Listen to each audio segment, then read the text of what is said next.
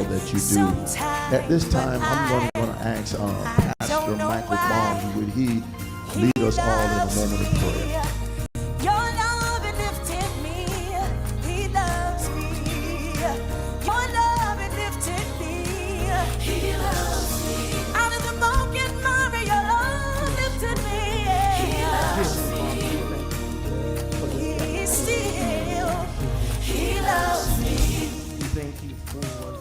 Citizens of this city that have come together, and we thank you for these candidates. Put your hands together, yeah, yeah, yeah, yeah, yeah, yeah, yeah, yeah, yeah. Come on, put your hands together, yeah. Just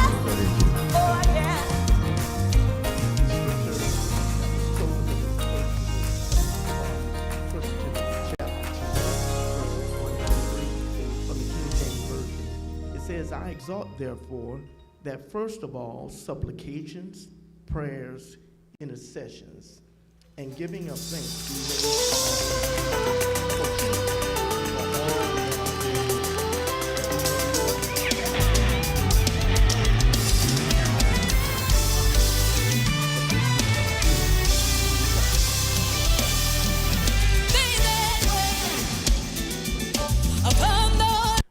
verses 1 through 3. God bless. Thank you, Pastor Barnes. The word and the prayer. At this time, though, I'm going to turn it over to our moderator, who is the president of the Greater Community Interdenominational Ministerial Alliance, the one and only Dr. William Glover. Would you please welcome him? He's our moderator for tonight. God bless. Thank you, Overseer Ford, and also let's express our appreciation to Overseer Ford and the Cornerstone Church family for availing their campus for this meeting. Can we do that? And as Overseer Ford stated, I am the current serving president of the 16 Congregation Interdenominational Community Ministerial Alliance. And at this time, I want to do two things. I want to take the moment to acknowledge all of our member congregations and clergy, and those who are present tonight. Simply stand and wave your hand that the community might see who makes up this alliance. And then I'm going to review our format for this evening.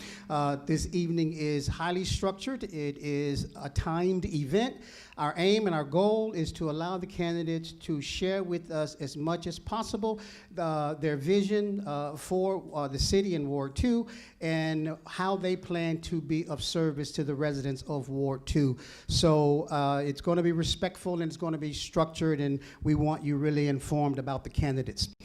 So at this time, I'd like to introduce our member congregations of our alliance.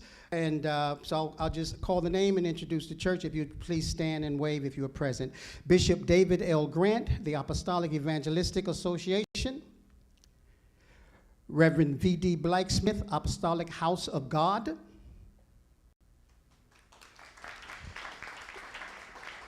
Reverend Curtis and Dr. Lasheba McCarter, Friendship Church of God. Pastor Samuel B. Watkins Jr., Zion Hope Missionary Baptist Church. Pastors Eddie and April Smith, Trinity Christian Outreach Ministries. Bishop Hossey and Dr. Linda Watkins, Jesus Christ Outreach Center. Pastor Michael Barnes, Jerusalem Church of God in Christ. Pastor Enrique and First Lady Beatrice Castor, Hallelujah Community Church. Pastor Judy W. Sykes, Apostolic House of Prayer.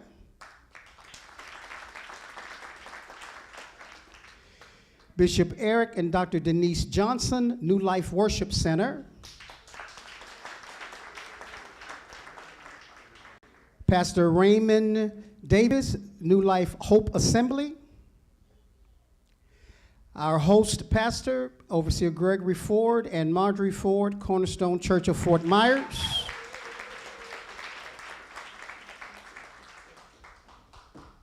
Dr. Leon Williams, St. John First Missionary Baptist Church. Dr. Allen and Pastor Mary Stockton, New Image Tabernacle. Dr. Ricky and Elder Teresa Anderson, Followers of Christ Fellowship Ministries. Dr. William and Pastor Cheryl Glover, Mount Hermon Church.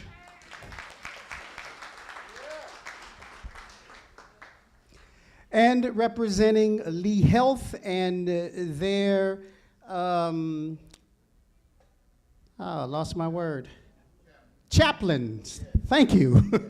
Reverend Denise Sawyer, Reverend Steve Gillian, and Reverend Charles Johnson Jr., all chaplains who are part of the association with Lee Health.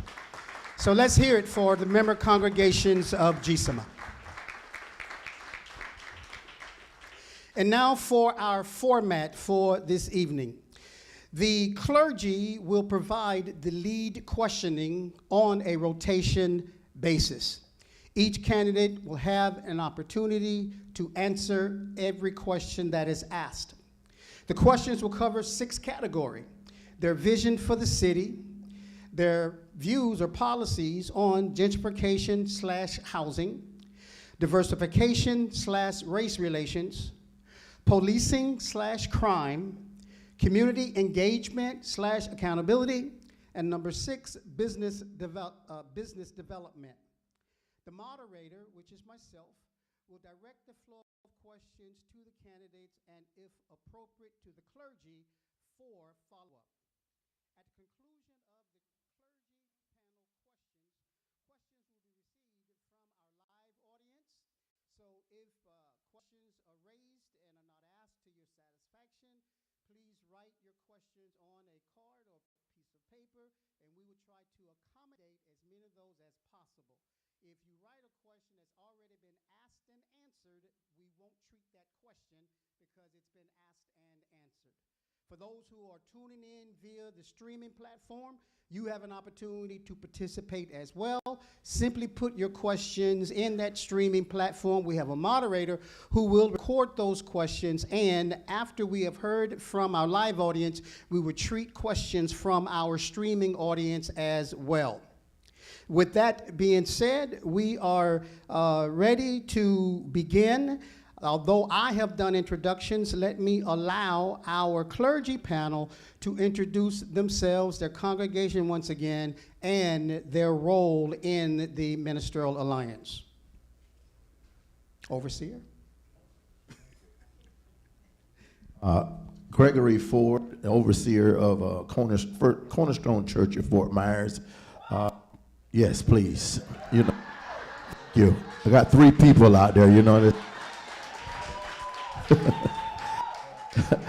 But thank you. But anyway, I want to tell you, I'm the pastor here, been here years here at Cornerstone, and I also work as the chairman of the education committee for the Greater Interdenominational Ministerial Alliance, and these see up here on the committee. Amen. So thank you. I'm Pastor Mike Barnes. I'm the senior pastor of Jerusalem Church of God in Christ. I've been the pastor there 13 years, and I'm one of the board members of GCIMA, and I'm just excited about being on this education committee with these great men of God. Amen. Greetings, everybody. I'm Bishop Eric Johnson with New Life Worship Center. Amen. I'm a board member of the Ministerial Alliance and also on the committee with these great men of God here for this event tonight. Amen. And we express our appreciation to the Education Committee for their work in helping to put this forum together. So at this time, let's begin our forum properly. We will turn our attention to our candidates, And we will allow each candidate to introduce themselves and make an opening address to you, the audience. And each candidate will have 3 minutes to make their open address. If you exceed those 3 minutes, I'll give you a couple seconds to wrap your thoughts up. And after that, we will have to call time. If you don't utilize your 3 minutes, then we will go to the next candidate. So we will begin with candidate Jacqueline Miller. You now have 3 minutes.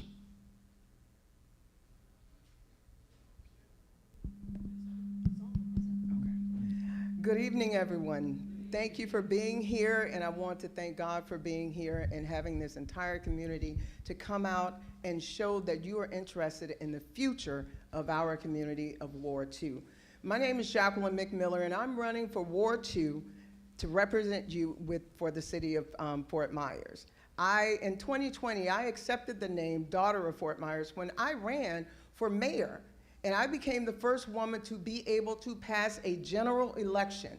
The general election, the first time in 2020, that was almost unheard of. But I should not have been the first, and I certainly will not be the last. When I grew up here in Fort Myers, and when you grow up in the South being a woman, when you grow up being either poor or middle class, the only thing you have is your faith, your resiliency, and your determination to be able to become more than what your parents were.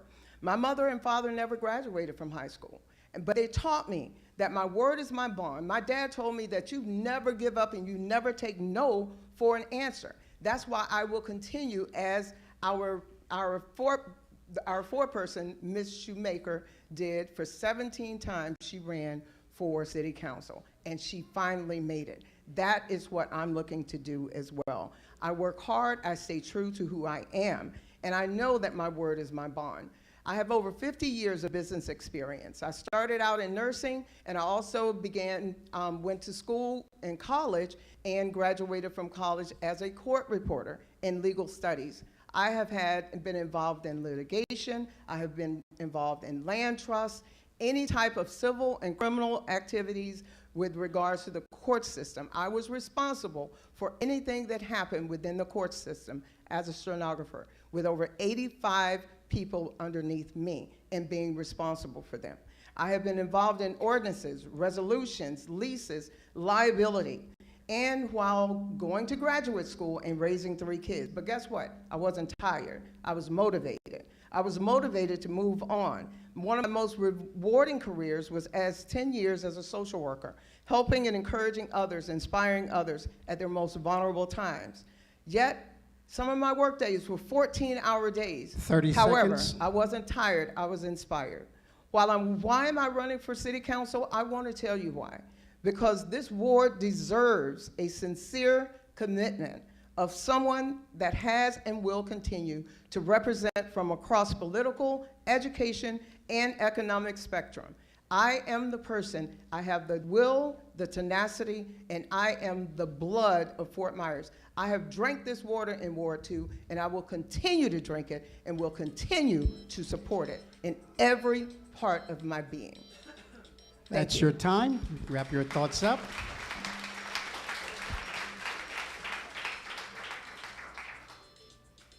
Somebody help me turn this thing off.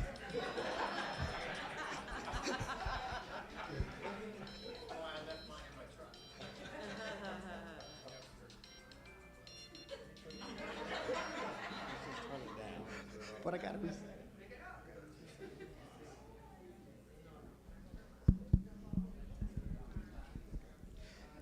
Thank you. That's my timer helper. All right, thank you, Candidate McMiller. Candidate Diana Giraldo, did I say it correctly? Yes, sir. Okay, you have 3 minutes.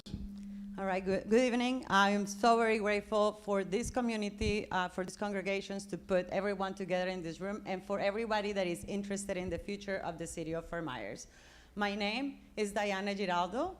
I am 50 years old. I immigrated from Colombia, South America, 25 years ago on July 20th, so it was last week, in pursuit of the American dream, and I have been a resident of Fort Myers for the last 18 years. I am the proud mother of a Navy veteran and a rescue dog. I came to the United States with enough money to start school, to start college, and the luggage with my clothes. That's all I had to my name. I had built my life from scratch in a different country with a different language. I have had hardships such as surviving a bicycle crash here in Fort Myers in 2016. And in this crash almost took my life. I have been homeless a couple of times, but I have been resilient and I have been able to put my life back together. I have been able to build my life to where I am today, walking the talk and living a journey that gives me perspective and the desire to elevate my community and continue to be of service. I am a business owner, successful here in Lee County. I live, work, and play in the city of Fort Myers.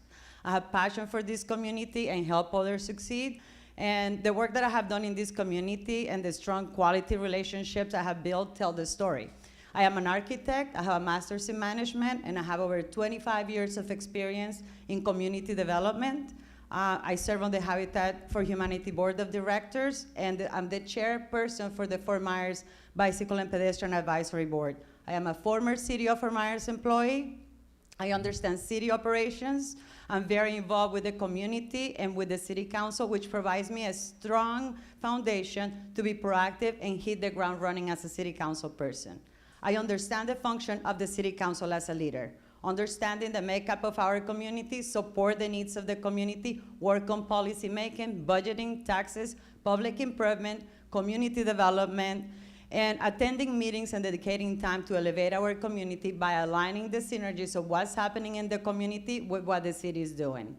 Most importantly, I love this city. 30 seconds remaining. I have demonstrated with actual projects my love and commitment. With that track record of getting things done, not talking about it, construction of multi-use paths and sidewalks based on the city's plan, extension of Edison Avenue and improvements, 30,000 people outreach on bicycle and pedestrian safety, and keep counting.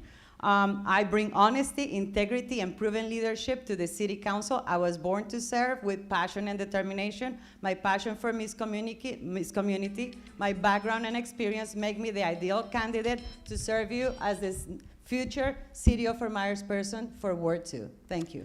Thank you so much. That is your time.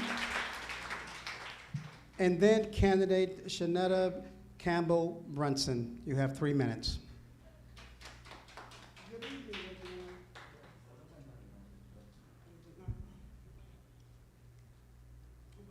Sorry. Good evening, everyone. I said good evening, everyone.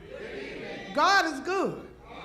And all the time, amen. First and foremost, I would like to thank Dr. Glover, Bishop Robinson, Pastor Ford, and Pastor Bonds for having me here tonight. I also want to express my gratitude to all of you who are here with us tonight. Your presence is greatly appreciated. I'm in tears a little bit because my mom and dad would be sitting out there in that crowd right now, but they're going home to be with the Lord. But it's okay because they instilled in me what I needed to do. So that's why I'm sitting here tonight. They told me, Shanetta, you are a born-again leader. So go after whatever your heart desires. And that's what I'm doing. I'm a leader. And a leader is the one who knows the way, goes the way, and shows the way. My name is Dr. Shanetta Campbell Brunson, and I am that leader. I am running for City Council Ward 2. I have lived in the city for over 62 years and in Ward 2. And I have witnessed the decline of the structural fiber in our community. I graduated from Cypress Lake High School. I enlisted in the U.S. Armed Forces. I went to college, and I graduated from college with having 4 children and 2 grands. And I am a widow. In honor of my late husband, the Brunson Foundation was established in 2007, where we have given numerous scholarships to high school graduates and have taken them on to college tours, many college tours, and a presidential inauguration. Attending my church all my life, this has led me to become a woman of faith. This campaign is my desire, and I serve in Ward 2, and it ranks above any anything that I've done in my past. I understand the needs of the ward, having lived here all my life. When elected as the next city councilwoman for Ward 2, I will address these issues and more so that our community can be safe and clean, so that we can take pride and dignity in where we live. A great leader has 30 been seconds chosen, remaining. and that is Shanetta Campbell Brunson for City Council, Ward 2. Thank you. And now, while we all came to hear the candidates' response to a series of questions covering 6 categories. As I indicated, the clergy will be putting the questions to the candidates that will be asked on a rotating basis. We will...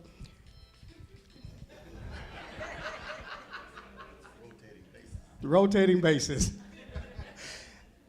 Each candidate will have an opportunity to take the lead question in a category so that the same candidate does not always lead in the questioning in that category. So at this time, I'm going to yield to our clergy panel, and they will begin the questioning in the first category, Vision for the City. Overseer Ford has the first question. Thank you. I'd like to address this question to candidate McMillan. Okay. And number one part of this is like a 3-part question, but here, why are you running for the City Council Ward 2? Okay. And then what do you envision for this city, and how does that benefit the citizens of Ward 2? And how do you plan to make your ideas reality? That's a lot there, but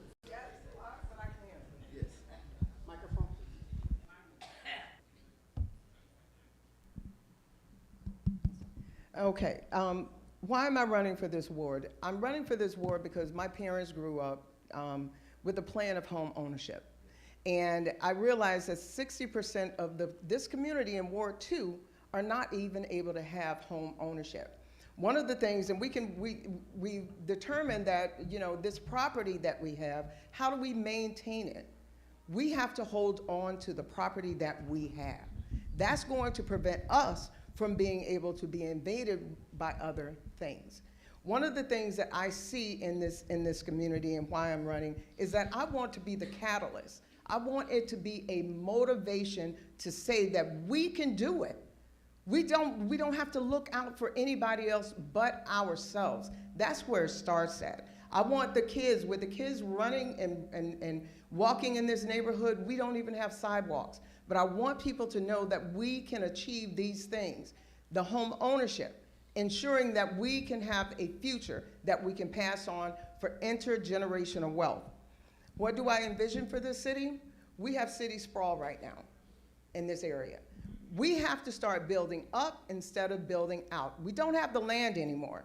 One is having functional transportation. If you have a home, by the time you make it to work and make it back home, your children are not even able, you don't even have time to spend with your kids. So we need to start ensuring that we have transportation. Our infrastructure is set up in a way that we can raise our families and raise them in a safe and functional way. A city that has economic fundamentals, such as growing rates of business and jobs, and an economy that withstands shocks. 30 seconds For example, remaining. our housing crisis in 2008. A smart city development. That means that we're building smart, we're building up, and we're getting rid of this housing sprawl that we currently have to be able to have to drive 30 minutes back and forth to work and not have time to spend with our family. It gives the people of Ward 2 options of being able to home ownership or even rental or being able to even purchase any type of condos. But at least we have That's your time. options. Thank We you don't very have it much. today.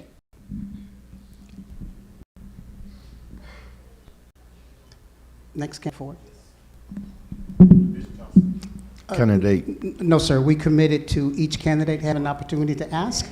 So you go to the next candidate. This is, for me, it's a personal journey of overcoming, achieving, and having the opportunity to elevate my community.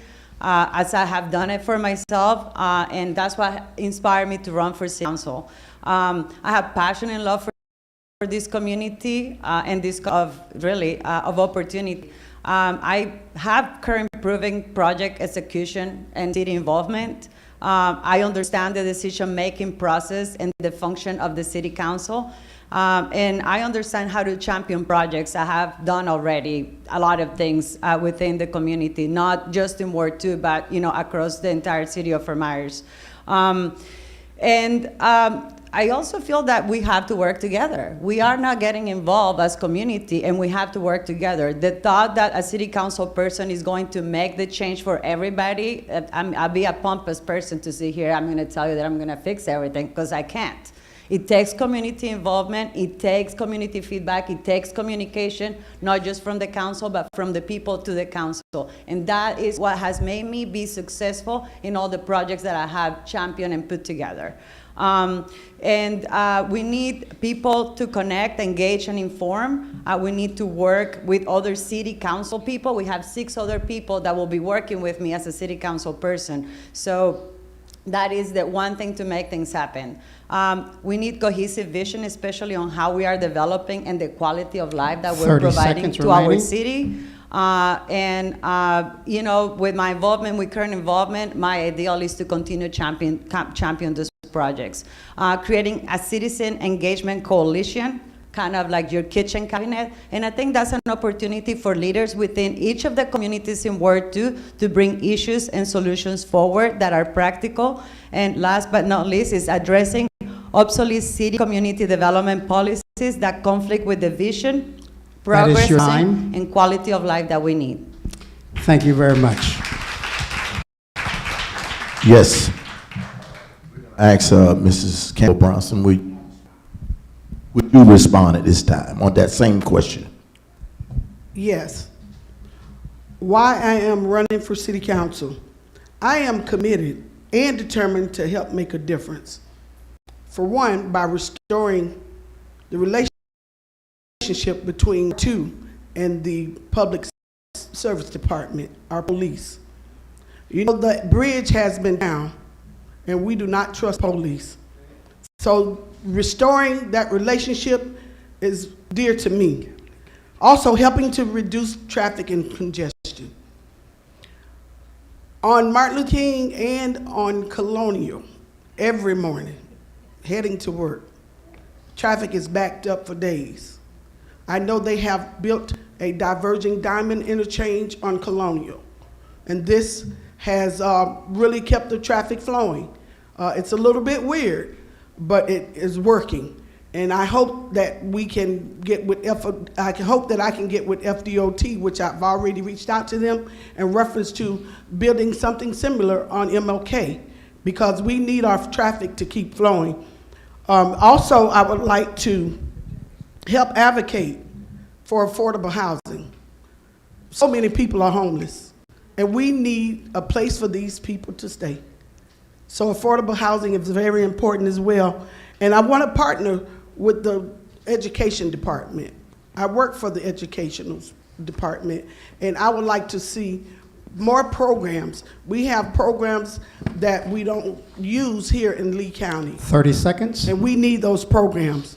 But also, I would like to make my ideas a reality, to connect, restore, and build.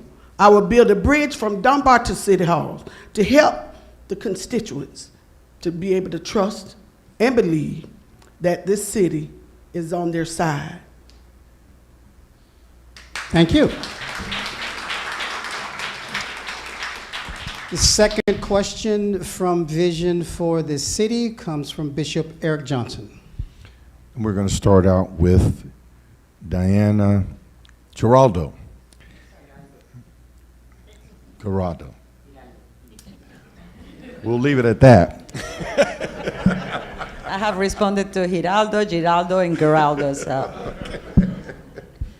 Should you be elected, how would you remain accountable to the citizens in your ward? And how would, as a follow-up, how would you foster engagement from residents in the decision-making process for Ward 2 and the city of Fort Myers?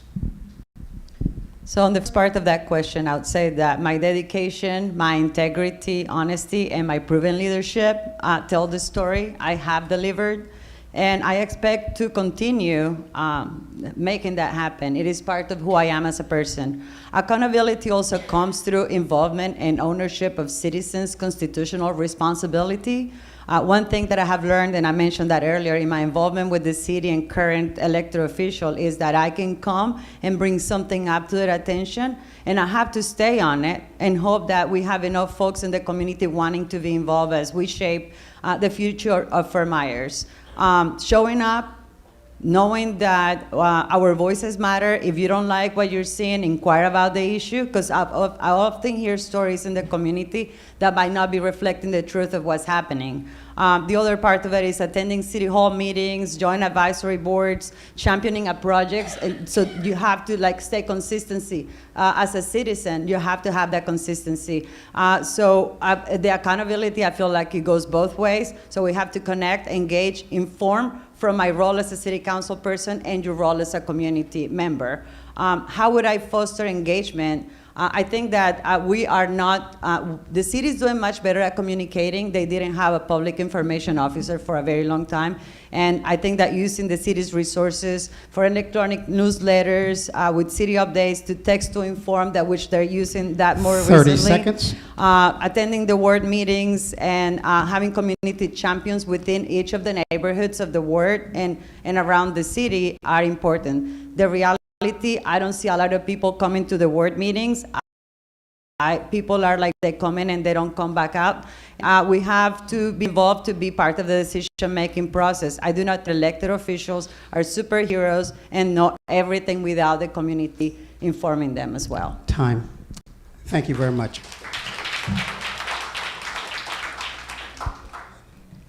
Direct the question, Bishop Johnson. We'll go right to Shanetta Brunson.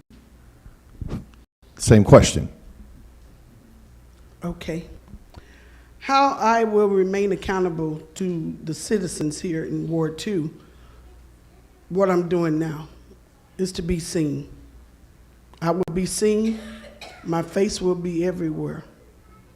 On Henderson Avenue, on Jalen Watkins, on Ford Street, on MLK. You will see me everywhere. I will be involved. I will be hands-on. I will be visiting the churches. I will host functions, also participate and be in functions, be in any events that come along in our community. My face will be seen. And how I'm going to foster engagement from residents in decision-making. Communicate. Communication is the key. If you have no communication, you have no open lines. Communicate with the stakeholders, keeping the residents updated with outcomes, rules and regulations. Once I get in there, I'm going to try to learn everything that I can to bring back to this ward, because we've been left out a long time. And it's time for transparency, and it starts right now. Thank you very much. And following, Jacqueline McMiller. Should I be elected, how would I remain accountable to the citizens? By showing up. That's the bottom line. Making sure that I'm out there in the community, speaking to the people within the community, just as I'm doing now. One thing I want to do that I haven't heard is specifically going out and getting people involved. I've been involved with the League of Women Voters. I've been involved with the NAACP. I'm the housing chair of the League of Women Voters of the NAACP. Also with the, I'm on the housing chair of the Mayor's Diversity and Inclusion Committee.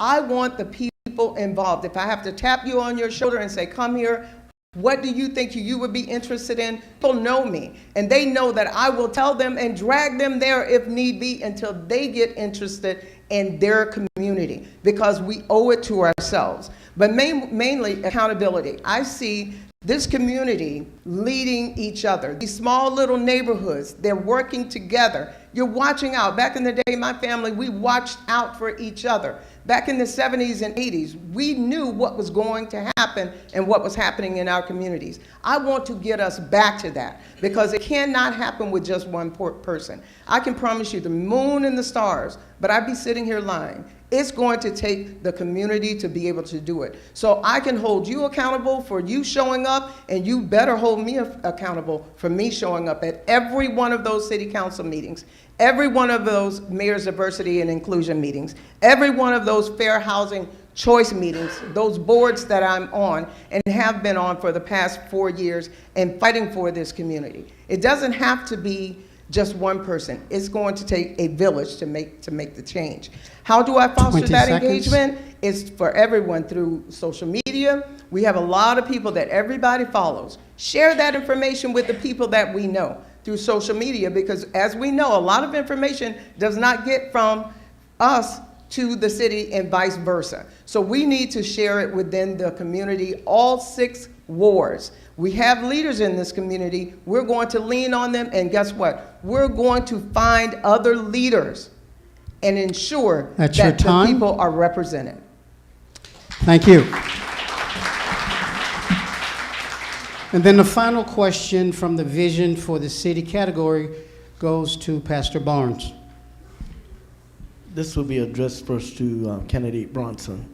If elected, how do you plan to work with other council members to get the issues of Ward 2 addressed?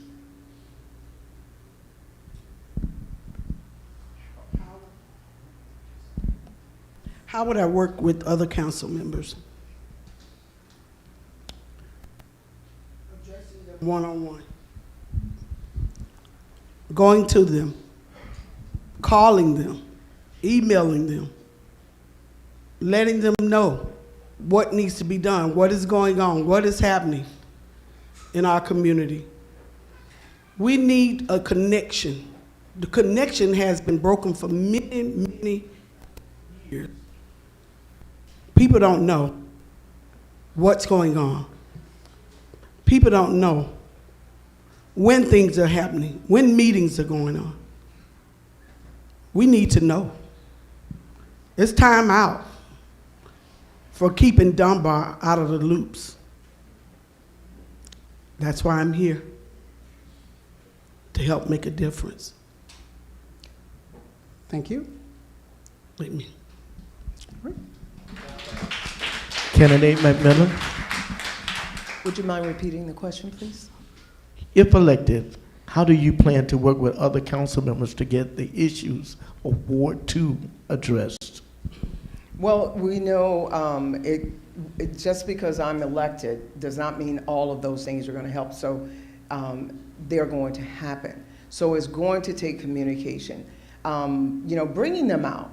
Let's take a round around this community. I want you to see it, because unless they see it, it's not a reality. And we already know that. So being able to get with those other council members, not just communicate with them verbally, but work with them, bring them out to their communities. I will go out to their communities because I want to know. We need to know what each and every one of each of these communities and these wards desire. What are their desires?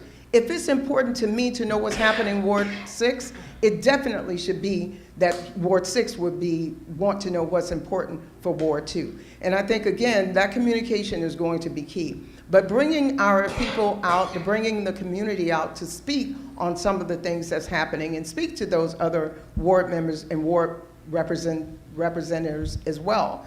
Getting those neighborhood watch representatives to be able to go to Darla Bunk and say, hey, listen, this is something that we need in our community. It's not just my voice. I need all of this community to work together to be able to have that communication with each one of those ward members, as well as our mayor, because he needs to hear some of the things that's going on and what our needs are. 20 But it's seconds. going to take a vote of every one of those ward persons, those representatives, to be on par to being able to provide for this Ward 2 community. And I think if we work together in speaking to each one of them for their vote, is going to happen because they know that we have family in Ward 6. We have family in Ward 2. We have family in Ward 1, and they're the ones who are going to be voting for them the next year as well.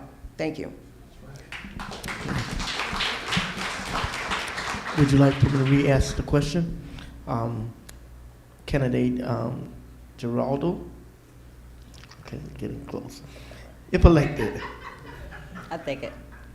okay. If elected, how do you plan on working with other council members to get the issues of Ward 2 addressed? Well, there's a couple of things. I'm already working with the current council people and with the mayor.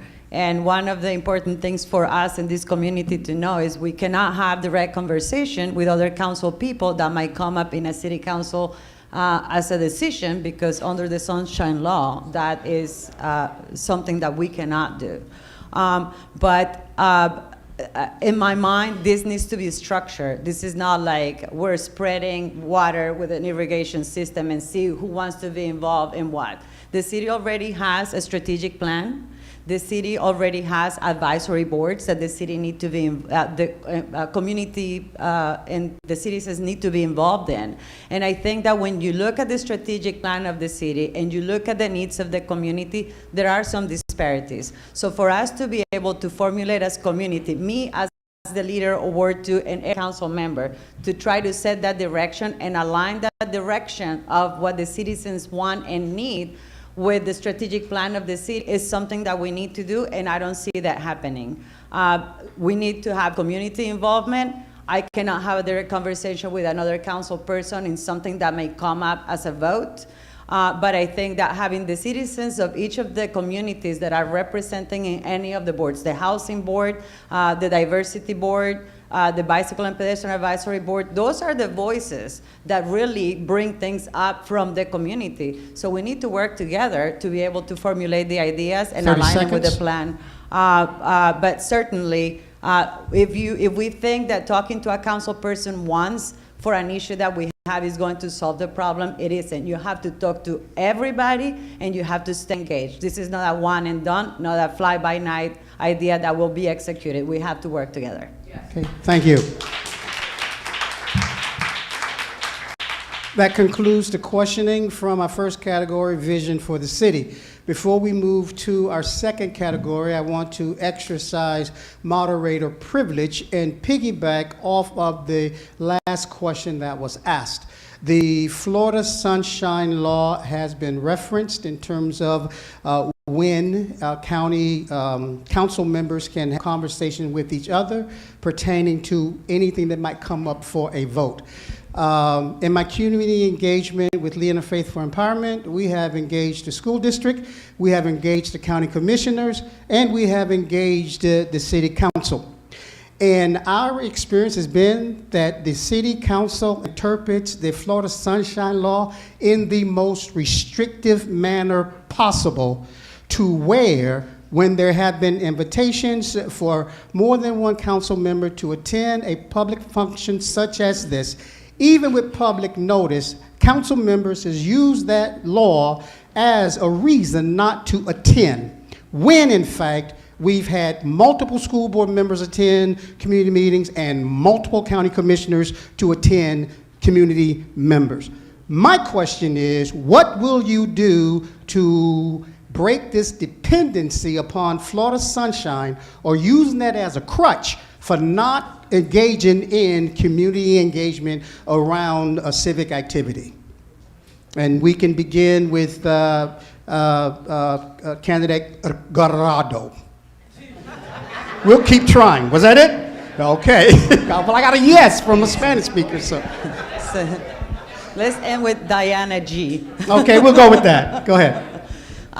So this is very interesting. I recall when city council members will go to meetings, and it will be more than one that will attend a meeting. And I know that this came up to the city attorney's office because there was a meeting when something that typically if someone asks for something that has been an item on the city council's agenda or has been an issue, has come up for a vote. And what happens is that you have to obviously disclose that you have had this conversation, but it creates a problem when the city council is voting. I think that as a city council person, I'm not a lawyer, and I do not have the most in-depth understanding of how county commissioners are using that, because I've been in meetings where one of them, they come to the meeting, but when they start the serious conversations, they recuse themselves and they leave the room. I think that this will be a matter of interpretation. Speaking with the Florida League of Cities and see how other cities are treating it. But ultimately, this comes down to the city attorney's office advising the city council how they're going to handle that. So I think that it needs to be moved up from the chain of command to the city manager, to the city attorney, and how the Florida League of Cities can interpret this, and ultimately how the state law really supports whatever we intend to do and how to manage the Sunshine Law. We can't make those decisions as council. Thank you. Dr. Campbell Brunson, will you address the city's practice and how they utilize the Florida Sunshine Law for a lack of engagement as opposed to their counterparts with the school board and the county commissioners? I am not that familiar with the Sunshine Law. I'm going to be honest with you. That is very interesting. And I would like to call down and speak with Sergeant Streets in reference to Councilman Streets in reference to the question that you just asked, because I don't want to sit in here and give the wrong answer because I do not know it. Okay, thank you for your forthrightness and your honesty. Candidate McMiller. I'm very familiar with the Florida Sunshine Law, and one of the reasons, and just to explain to anyone who's not familiar with it, any representative that's representing, saying, for example, Ward 1, Ward 2, Ward 3, they cannot go to the same meeting and discuss certain things. And that's the key word. I'm used to reading legalese information with regards to the law. And I'm very involved with the Florida League of Cities, and one of the discussions that they had was specifically regarding that. You cannot have a specific discussion that you know is coming up for vote. But we can have every one of those representatives in this particular room. There's nothing, that is a crutch. And I'm big on calling people out. You know, when you need to be there for these communities, you need to be there. You can't lean on the law for a crutch to save you from being able to come and answer certain things. You can respectfully say, because of the Sunshine Law, I cannot address that. But I will be happy, and I will be voting on it. But speak to your representative, and we will be voting on it on such and such day at the city council. But you can have every one of those wards, 1 through 6, and the mayor, and one, because I can guarantee you when there is a big meeting and they're giving a lot of food and there's big wigs coming in, every one of them are in the same building. So you can't tell me they cannot show up in the same building. The Florida Sunshine Law is clear. It's only convoluted if you make it convoluted and if you want it to be convoluted. They have a right to be there. You can decline, respectfully decline to discuss specific issues. However, they cannot do that. They cannot just not show up. Okay. And that's our accountability as well. Thank you, Candidate McMiller. And having engaged each one of those areas of community representation, I have found that, as I stated, the city's interpretation has been the most restrictive, and it has hindered community engagement, and it has made dialogue very difficult. So I just want to say we won't be looking for a status quo, but we'll be looking for someone to move the city out of that so that they can engage the concerns of the residents. So we see it exercised more liberally with the school board and county commissioners. So thank you all for that. With that, we will proceed to category number 2 that deals with something that is, I believe, touches everyone in this room, and that is the category of housing and gentrification. Leading off questioning this category will be Overseer Ford. Candidate Gerardo, I'm gonna miss you. So So good. the city council had an opportunity to prioritize housing accessibility to low-income residents with the redevelopment of the old news press property. But instead, they supported prioritizing housing for those who are making more than the average city residents. What do you think of this decision? If elected to the city council, how do you intend to champion the need for affordable housing in the city of Fort Myers? Excuse me, Overseer Ford, we might want to get your mic checked. The volume is going in and out. So the question wasn't heard in its totality. I'll quickly repeat it. Okay. While you have someone check your mic.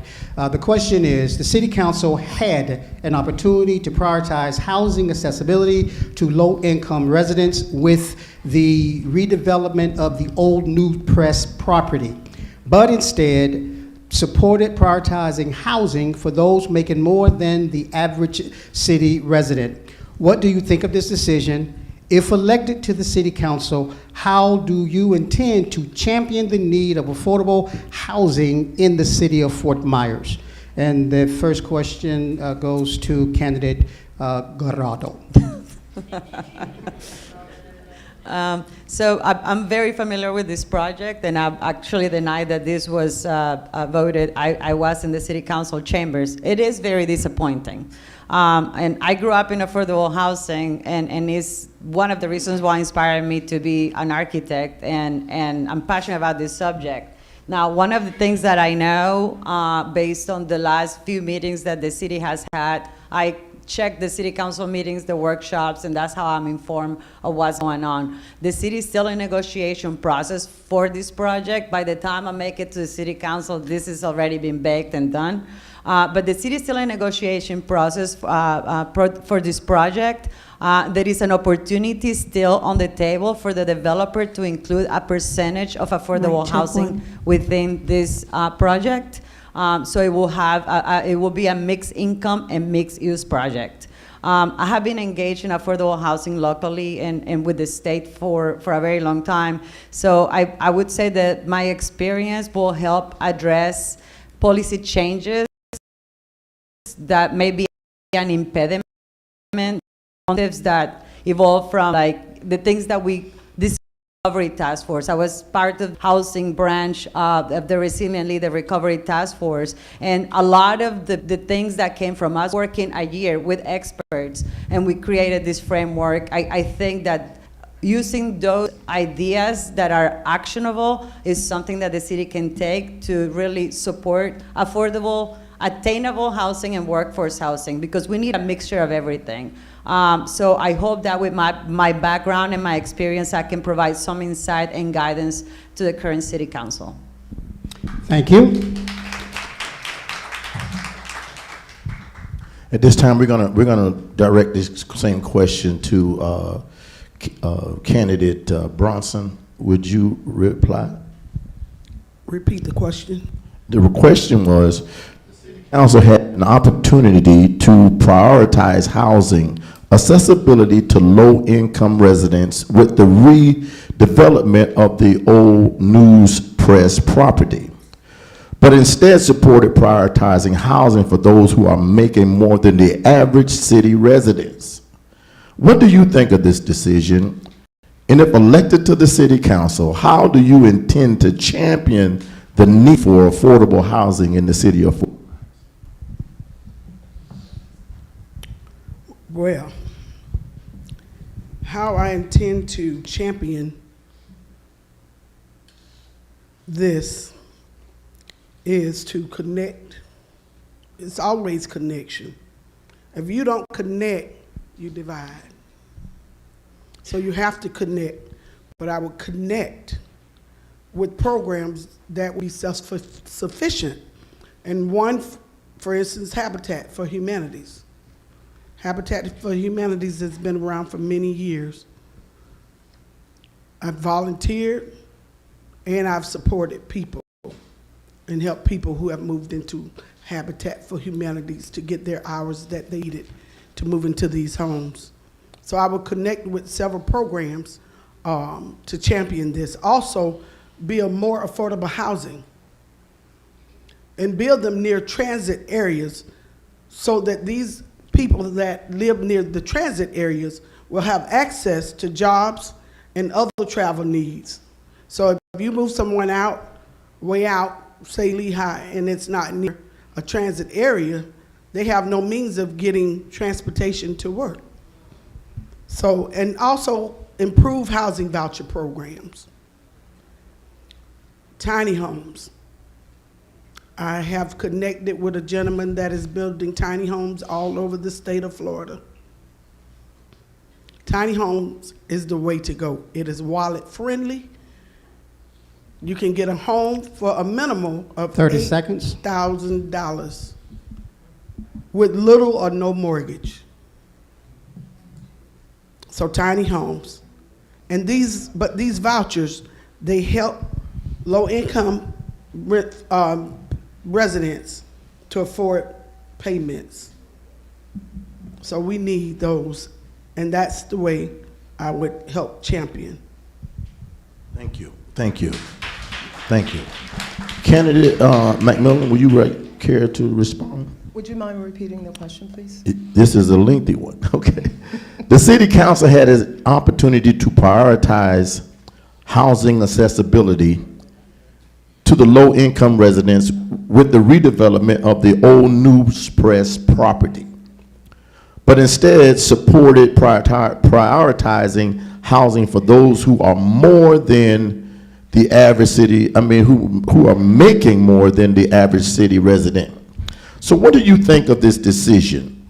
If elected to the city council, how would you intend to champion the need for affordable housing in the city of Fort Myers?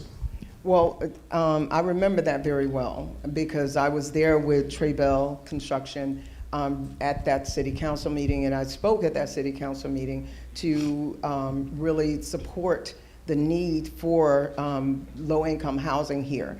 I was very disappointed, and I have actually spoken to Mr. Vilma several times, the owner of Trey Bell Housing. He has not given up. But one of the conversations that we had was, he told me, and I absolutely agree with him, the city has to want this. They're going to have to want to be able to provide this low-income housing. And there's a big difference between low-income housing, affordable housing, and workforce housing. And those numbers are pretty wide. The second thing is that once you identify that, the main thing is working with our planning board as well. What is their strategic plan in building and making this low-income housing? We don't have the space to build as wide as we do. So we need to start building up multiple units where these people in this community can live as one. I will continue to work with people like Mr. Vilma, Trey Bell Housing, and any of those developers that I've found that are willing to make the sacrifice, because I want people to understand it is a sacrifice. They're not making a lot of money off of this. The reason why they're building those high rises is because it brings in the tax base. It brings in the money where they can pay for all of those basic services. And therefore, they don't want to have the affordable housing because of the fact that it's not going to heighten the tax base. That's the bottom line. So we need to get out there. We need to have the people show up at these meetings. I will notify you. I put it on social media. I will utilize every other social media from the grandmothers to everyone else to say, come out and be there and be aware of what's happening within your community. Because one person can't do it, but you can knock down a mighty door with a mighty fist. And that's the number of people showing up. But it's also communicating with the right people, with the developers, and the people who are willing to support that low-income housing. Thank you very much. Yes. And before we proceed to the next question, I'll exercise moderator privilege as well and piggyback on this question of affordable housing. As candidate McMillan stated, there is a big difference between affordable, attainable, and workforce housing. And we need to learn the difference because it gets conflated when politicians talk about it. When they talk about attainable, when they talk about workforce, that is not the same as housing that is needed for people who are at what is called 80% AMI, annual median income, which is a family of 4 making $50,000 or less. Those are the people who are being locked out of the housing market. So for people who we championed during the pandemic and called them essential workers, the city is not addressing the housing need of those citizens. And I would be remorse if I did not acknowledge the fact that it was a willful decision not to use that news press site for affordable housing. So with that being said, we will move on. I think candidates for Ward 2 need to really familiarize and educate yourself and champion for affordable housing, because there's no shortage of attainable or workforce housing going up all around this city. People most of us know and love can't afford to live there. We need affordable housing. Our representatives need to know that and fight for that. Thank you. Second question in that category on affordable housing goes to Bishop Johnson. We'll start off with Shanetta Brunson. And the question is, prior to becoming a candidate for council seat for Ward 2, in what ways have you supported or advocated for affordable housing in the city of Fort Myers?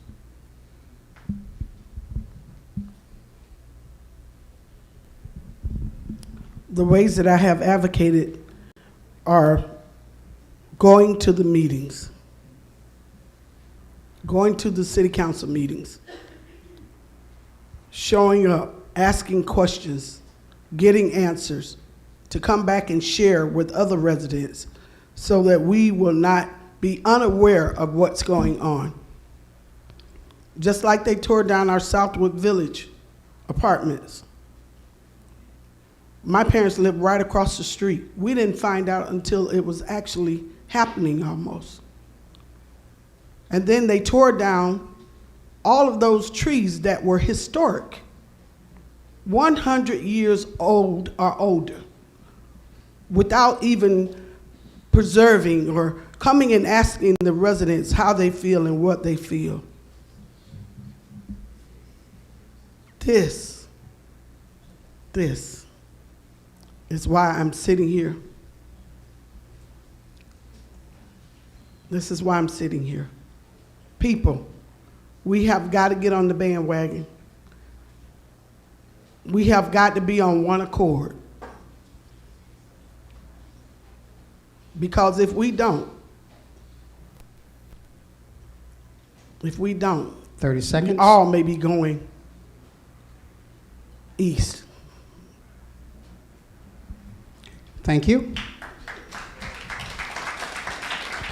Thank you. Same question, Jacqueline McMiller. To repeat that, is prior to becoming candidate for Council Ward 2, what ways have you supported or advocated for affordable housing in the city of Fort Myers? Well, I'll say this, and is what ways have I haven't? And there hasn't been many ways. I have been involved with most of the legislation, the policy making, the budgeting. I've been involved with I'm the vice president of nonprofit that takes information from the people that we feed the hungry every single month. So we get a lot of information on whatever their needs are, and we have a significant number of people that are either homeless or they're sleeping from in their cars or from one house to another. And these are not just young people, these are 60 and 70-year-olds that are doing this. We have the data because I believe in collecting data. That data, I can show it to them and I can prove it. There's a way that I can prove this is what's needed. I've been involved with I'm the housing chair, again, of the Mayor's Diversity and Inclusion Council. After in 2020, I joined with Mayor Anderson because I knew that there was still work that needed to be done. It wasn't about our egos and that we were opponents in 2020. It was work that needed to be done for the people of this city and the people of Fort Myers. I'm chair of the League of Women Voters Housing Board. I am the NAACP Housing Chair. Any meetings that's involving anything with regards to housing, People are calling. I'm getting names, phone numbers, email addresses, addresses where they're at. What is their situation that's led them to be homeless? 30 and what type seconds. of housing that they need. I've always been involved with Life, who we were involved as a part of that, starting the Housing Trust Fund. I'm a part of the Fair Chance Housing Projects,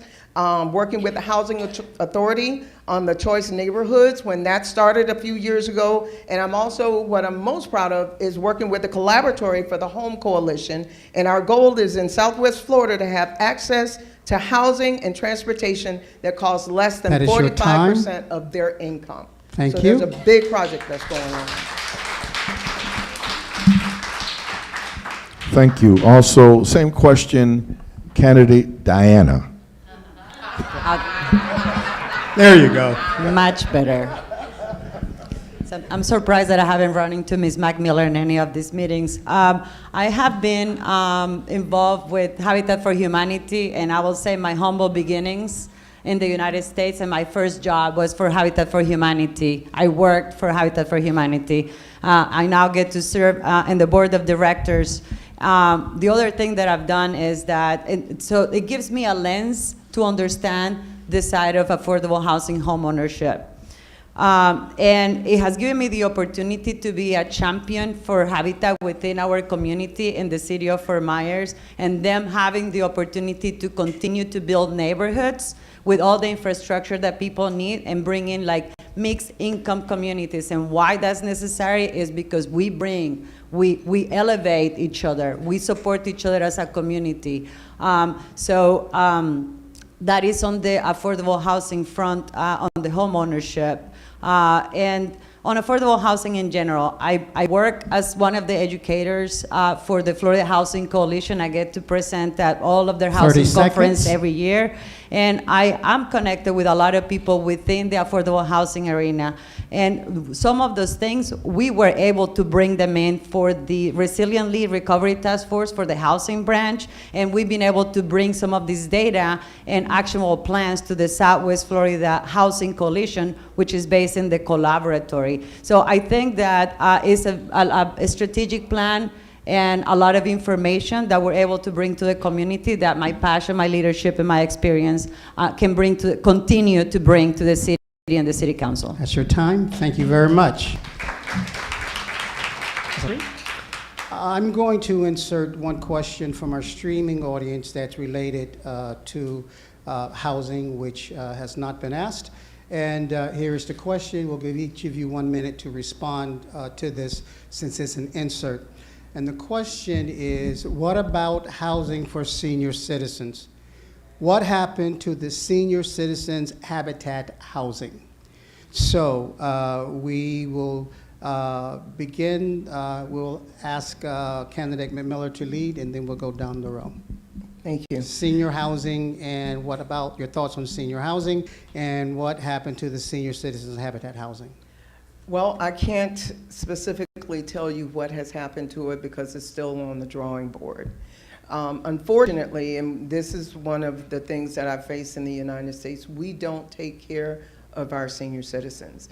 That we are here off of their backs, and I recognize that. One of the things after the hurricane, there were people over in the Renaissance that had no lights, and we, 3 other people, myself and 2 other people, we walked the stairs and fed these people when there was no lights, no electricity, and no one was bringing food to them. And we had to do that on our own. And that happened for a full 3 days during that period of time until we were able to get the Red Cross here. But I know that this is still something that's on the drawing board, but this is another thing. This is why we need strong leadership to be able to bring this up every time until they get tired of hearing about it. Go to and speak to the city, not only just the city council, but also the city manager, the city attorney, to find out where is it in this process. We need to get this moving along, because unless the squeaky wheel is the one that gets the oil. And we need to make sure that they remember this and are recognizing that this needs to be done. Thank you. Candidate Diana? Do you have a minute? Can you repeat the question? The question from the streaming audience pertained to senior housing. The question is, what about housing for senior citizens, and what happened to the senior citizen habitat housing? So senior housing is something, so I think that for the general understanding, developing housing and affordable housing cannot happen without the capital stack, which is all the money that you have to bring together to make sure that happens. The city has specific money allocated for senior housing. What we need is continue to build the land trust in the city of Fort Myers and finding those developers that have the experience, not the ones that said that they can do it and can figure it out how. There are people across the state, including the housing authority of the city of Fort Myers, that they apply for specific pots of funding that are dedicated to seniors of income levels, that are for all affordable housing. And that is something that we have to have clear. We have to allocate where these buildings will be placed together so people have access to transportation. They're not in a food desert area, so they also have access to grocery stores and basic services. And the programs, Your time? For Habitat for Humanity, they're not particularly segregating seniors over any other home ownership programs. Thank you. Dr. Campbell Brunson, same question. What about senior citizen housing, and what happened to the senior citizen habitat housing? Well, I don't know what happened to the senior housing, habitat housing, but I have worked for the Housing Authority for over 10 years, and I know that they have several places for senior citizens. I've been down there. I visited with the elderly. I went during holidays. These people are being left out and left behind. They don't have people, families sometimes, to come even and see them. So I get together every year to take blankets and socks and also sing Christmas carols to a lot of these people, and they are very happy. We do need more senior citizen housing. I know Flossie Riley Gardens was one of the ones that I managed for many years. And some of those people were left out, didn't have a place to go. Some of their vouchers weren't accepted. So we need to get programs to help assist these people that are in our senior citizen housing. That is your time. Okay, thank you. And the final question in the housing category goes to Pastor Barnes. This question first would be to candidate McMillan. As you well know, with moisture in Florida come mold. Many residents living in the city of Fort Myers Housing Authority rental units have complained about serious mold problems in their units, and nothing is done. How will you address this problem and assure that people are are not living in mold-infested apartments? Well, this was not one of the housing authorities. It was actually at another place where I assisted a young man that was in a wheelchair, that the mold has to be tested.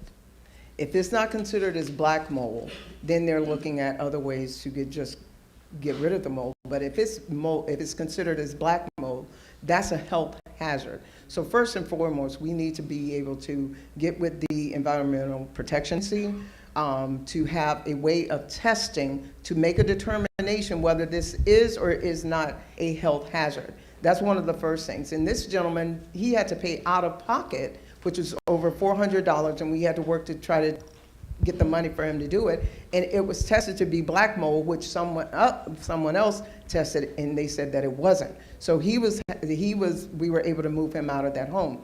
But another thing is the Housing Authority has a responsibility to ensure that every person that's living under their roof, under their guidance, has a home that is safe, is affordable, but somewhere they can live and be able to breathe. And I would definitely be working alongside Marcia Davis in ensuring that this is done and setting a timeline. You have to have a time set. If the mold is identified, Find out how long it's going to take to get it done, and make sure and follow up. Follow up is going to be key. If you say that they're going to do it, you have to be back there and making sure that they do it. And one last thing is that we know mold is going to happen. This is a very humid area.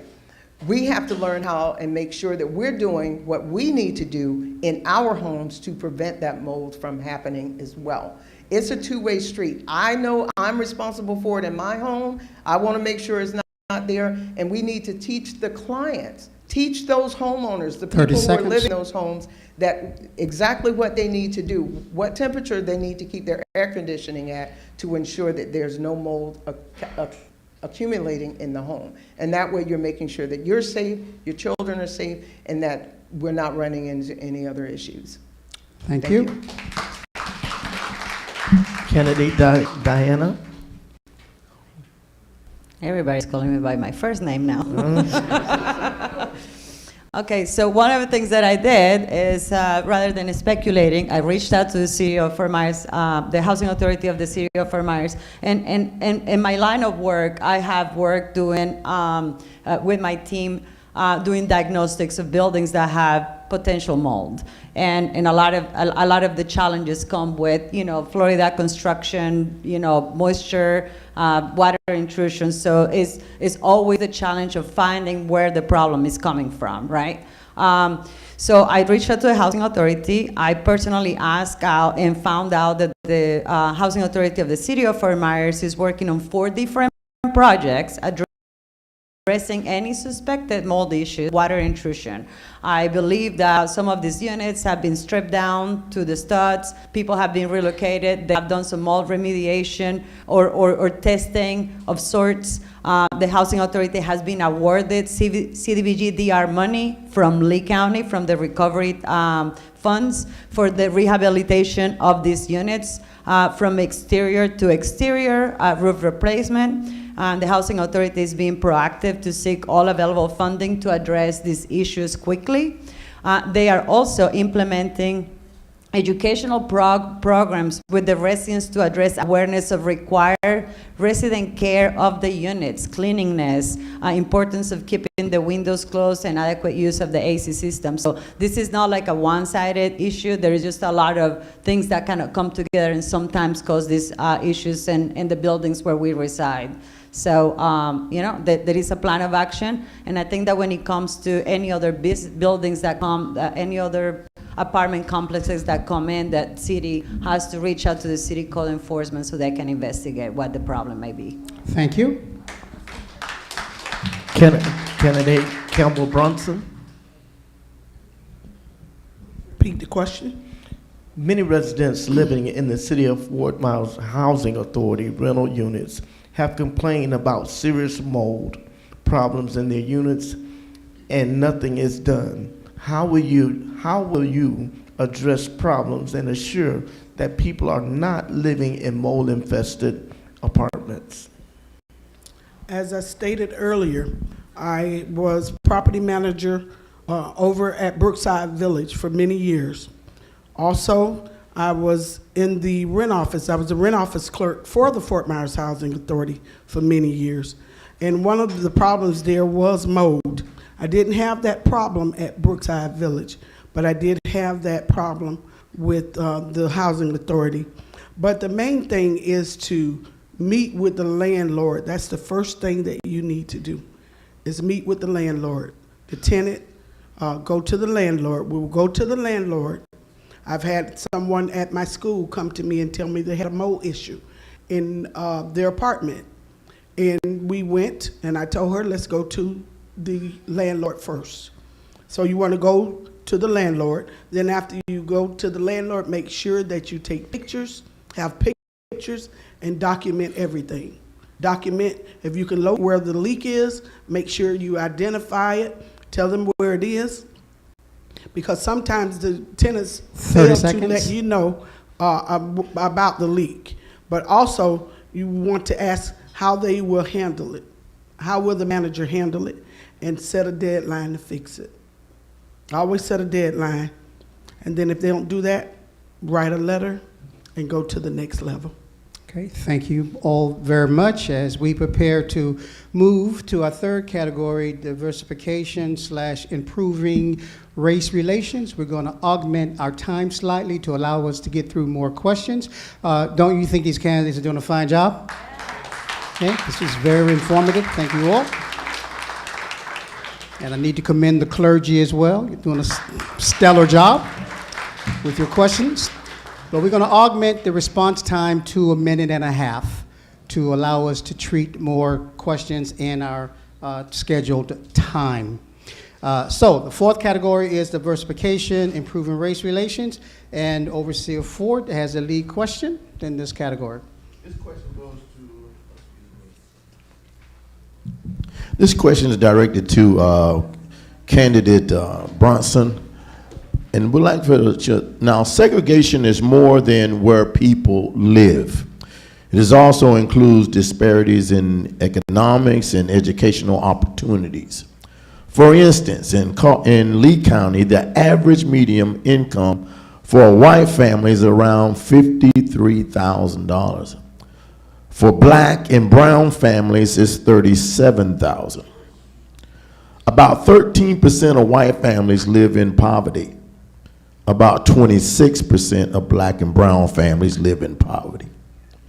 Now, how do you plan to address the economic segregation in our city?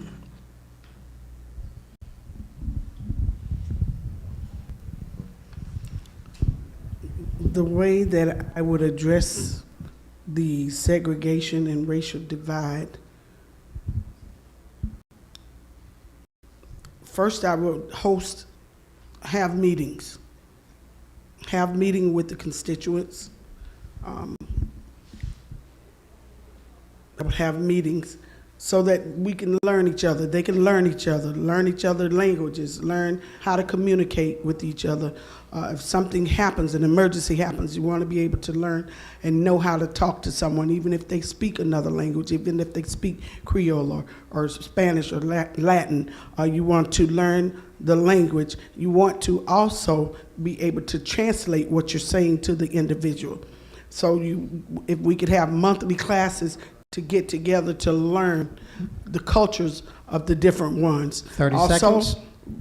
I would have quarterly celebrations with these individuals, be it Spanish Heritage Month or Black History Month, Asian Latin Heritage, diversity calendar in the community. So these things are what I would do to address segregation, racial divide issues. Thank you. Thank you. I did direct it to candidate McMillan, the same question. Well, according to some research, the whites, and this is in Ward 2 itself, whites make about 75,000. And that's about 55 to 58% of the people that are living in Ward 2. What compared to blacks is 38,000 a year, and that's 22% of the people that are living in Ward 2. So one of the things that I believe in and truly believe in is financial literacy. You have to start building it from the education of the schools. Financial literacy is going to lead to intergenerational wealth, which leads to you think about every family that struggles, you're starting from zero with every generation. The Kennedys, they get $1 million for every new child that's born in that household, in their home. So that's going to be key. Also, when we're thinking about integration cannot succeed unless all schools are responsive to the needs of Black and Hispanic students. And that may require some curriculum changes. It may require more teachers of colors and a strong emphasis on culture and identity. We know that from the state of Florida, that is going to be very difficult. 15 seconds. To fight for right now. Lee County is returning to neighborhood schools. In the past, neighborhood schools were less funded in minority areas. We need equity funding, not equal, but equity funding to make sure that our children are receiving the same amount and more if it's needed in each individual school. That is your time. But we have to address each individual Hispanics and Blacks' education. Thank you. Thank you. Are you ready? Okay. You want to say my last name? I'll stay away from that tonight. Praise. So I'm going to answer this question as it pertains to the function of the city council person, right? So the statistic that was provided on the question is actually a 2020 statistics. I looked it up with the census and I looked at a map. And the breakdown income by race within the city limits is white, $63,000, I'm sorry, white, $63,000, and black or African American and Hispanic or Latinos median household income is about $40,000. There is a large disparity there for blacks and minorities. So looking at the census data for our area, it also shows that black and Hispanic population make up almost 50% of Fort Myers population combined. As a council, we can continue to strengthen our relationships with organizations like the Future Makers Coalition, because they have over $20 million for people to get the education that fills the pipeline of the workforce that we need in the city. Having a workforce that is ready helps the city attract employers that can use the skilled talent and in turn offer a better paying job. So that's how we elevate our community. And I think that education is an individual choice, so parents need to take the responsibility for guiding our future generation to advance and break the cycle, and mentors in our community need to step up. Being a minority Latina and the first person in my family to finish high school and go to college, I can tell you firsthand that breaking disparities in our community needs to have individual involvement so we can break the generational cycles of poverty and education, and this is a collective responsibility. That is your time. Aside the economic development support the city direction can assist with, it takes education, mentoring, individual drive to break the cycle, and I know that it's hard, but we can make it happen. Thank you very much.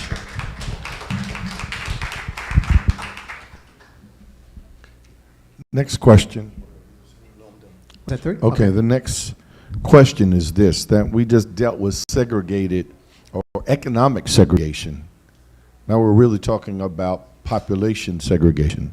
So this question is, 20 years ago, a national study found that Fort Myers was the South's most segregated city and the worst in Florida. And on September 17, 2020, local NBC News affiliate WBBH reported that Fort Myers is still starkly segregated even today.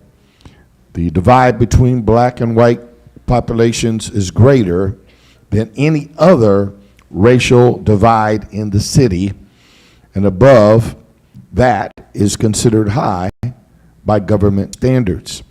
And in 20 years, the racial divide, now here's the question, in 20 years, the racial divide has not improved, but has gotten worse. So what do you propose to be done to address the segregation and racial divide issues in Fort Myers? This is to candidate, first starting out with candidate Mc. If you've ever read the book, How to Kill a City, that's something you need to read because it's going to address everything that this question just answered. But I can tell you this, I specialize, my business is in risk management, and is looking at root cause analysis of what's causing the issues. Now we need to go back to the city because there's not a whole lot I can see that we can do as an individual Ward 2 representative. I'm going to be honest with you. But there is something that we can do. But root cause, we're looking at ensuring that those local zoning decisions do not reinforce segregation patterns because they're there. So identifying that and breaking it apart and going back to the drawing board to ensure that we are not separating and we're bringing people together. Address land use policies that limit new multifamily unit developments. Inclusionary zoning policies and incentives to encourage density around transit hubs will be an effective tool as well. Inclusionary city-funded events.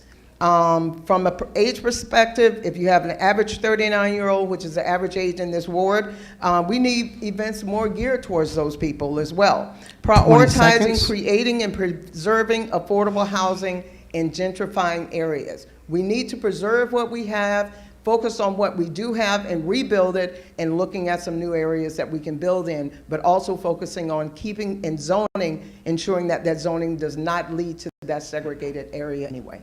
Thank you. Candidate Diana, the same question. What do you propose to be done to address the segregation and racial divide issues in Fort Myers? That history has not been kind to this community when it comes to segregation. And physically, one of the things, just looking at the history of how the city was developed, like the railroad and all the industrial areas kind of cornering particular areas of our community, creating that division. And that division at one point was tied to redlining and how some neighborhoods evolved and how people were treated in recent history, including immigrants. So I look to creating alliances with the leaders within Ward 2, and I think that all the other council people should be doing something similar, especially with the neighborhoods. Dunbar, there is a little different pockets of neighborhoods within Ward 2. So when you bring these alliances and bring them together, you can create actionable projects as they pertain to the function of the city council. I think allowing for mixed in communities, not just mixed use, but mixed income helps elevate our community. But there are other things that are happening that are really breaking barriers already, and it's how we support businesses like Zoso Wellness, Dr. McIntosh, who has creating a solution to inequity in access for people to get medication. Dr. Dini Singh, who has created the solution to inequities and access to medical care. Organizations like the Quality of Life Center, who have created solutions to inequalities and access to early childhood education and aftercare programs for young children. And as a public servant, I want to stand with the entire community, and that includes the marginalized people, the people that have been segregated by discrimination, and bring us all together to provide for these solutions. There are things that are already happening. We're breaking barriers. Extending Edison Avenue all the way to Ortiz is going to include of the community of Dunbar and Ward 2 to really connect to other areas of the city. So there are things that are already happening, and we as City Council can advocate so the capital improvement project plans that the city has placed for the next 10 years are allocated adequately to all the neighborhoods in Ward 2. Thank you very much. Candidate Brunson, same question. How do you intend to address the segregation and racial divide in Fort Myers? Segregation. The word segregation was never taught in my home. Not in my home. Also, when I was raised with my mom and dad, I didn't know what it was until Martin Luther King died in '68. I was about 6 or 7 years old. Everybody was around the TV crying. I was crying.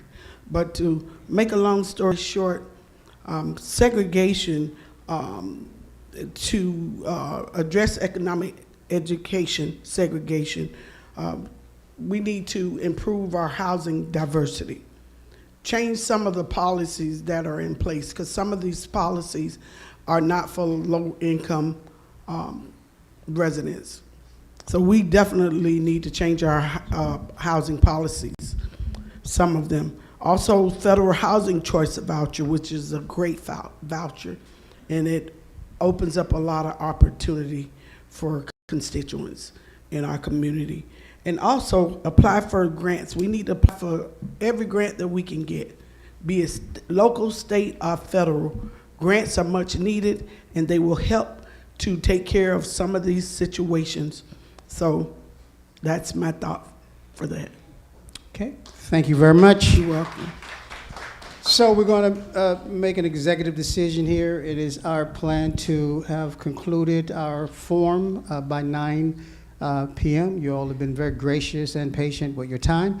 We hope you're finding much value and information in what we're doing. Pastor Barnes, I'm going to forego the final question in that category to allow for us to address 3 questions in the next category, and that will have to be our final category for tonight, and that is the category concerning policing and crime. Policing and crime. And Pastor Ford, will you ask the lead question in that category, please? This question will be addressed to candidate McMiller. How do you plan on addressing the black and brown community distrust of the Fort Myers City Police Department? Well, we had one, the Citizens Review Board, and House Bill 601 passed by DeSantis has pretty much broken that, torn that apart. But I've attended so many of these forums with the Citizens Review Board, and I've also attended a lot of trainings with FMPD and for the past few years, and I'll share this with you. There are many of the law enforcement officers that really want to have a positive impact on the community. But by developing relations, connections with the community, all parties are better informed and empowered to solve public safety issues. We need to support more inclusionary events. I can tell you this, I'm also on the board with the Dunbar Festival Committee. I want to see the Fort Myers Police Department in the parade, not policing the parade. That's what I would like to see. And that's being involved, more involved instead of policing, but being involved with the community itself. One of the things that we need to do is also change it from within, recruit from within. We need to work on recruiting and changing the outlook of our young people so we can recruit more people that look like us within this community. 20 Right seconds. now, it's not considered as the thing to be a police officer. We need to make it back the thing. Again, DeSantis is, he broke apart that whole thing with the Citizens Review Board. I think that we need to bring it back. Not real happy with the way that they're doing it because the police department is going to choose the people who he thinks is going to sit on this board. That is and your I think time. it should come from the community itself. So that's something I'll be working on. Diana, would you care to add yours to that too? Come on. Yes, sir. Thank you. I think that ideally will be, and it is something of integration. I actually spoke to a few officers, and when there are events, they have been invited to participate, but it's usually the process of police, and you need barricades, and that's typically the thought process of the organizers. So they feel that ideally there will be events and opportunities for interactions, and I agree with that because a lot of the interactions sometimes are calling the police because there is an issue, and when you have that as an only opportunity, you can build relationships with that. Personally, I think that this trust runs deep, and I think that the change will happen. It's not going to happen overnight, but it will happen over time, and it needs to be a mutual thing, right? It's from them to us as a community and the other way around. I have plenty of interactions where people don't like the police as a whole, and there is no particular reason, but it's just the bad reputation, the news, and that's something that needs to be handled differently. And it's unfortunate that we have those views. Members of the community doing ride-alongs with the police to understand, I'm going to tell you right now that if I made the choice to be a police officer today, not only would it be terrifying, but people don't understand what it takes to put your life on the line. So I think that understanding what it takes to do their job and doing ride-alongs with them, which they are 15 open seconds. to, it is very important. And bringing back the community involvement coalition to have grassroots representation, creating relationships within the police department is a collective effort. Thank you.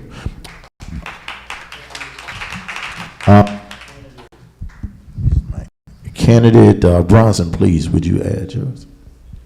Yes, sir. Our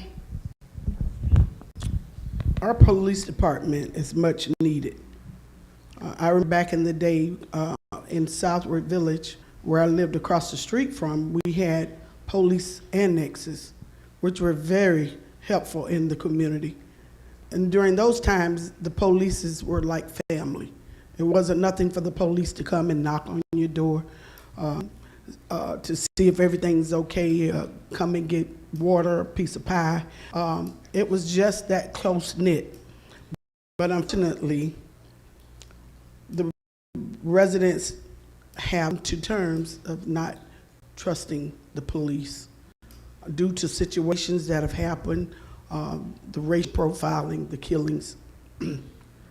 But implicit bias and anti-bias is one way to address the police distrust. And these are training courses that will help the police learn how to deal with these racial profiling 30 situations. seconds. We also have what's called the Police Action Plan. It helps police awareness and also devises ways to prevent bias. And it addresses the lower levels of. So this too, and one other thing, which I really have done some research. It was with the Fair and Impartial Police Training Program. And this is a small women-owned program, and they're ranked #1 in the country and in North America. That is your time.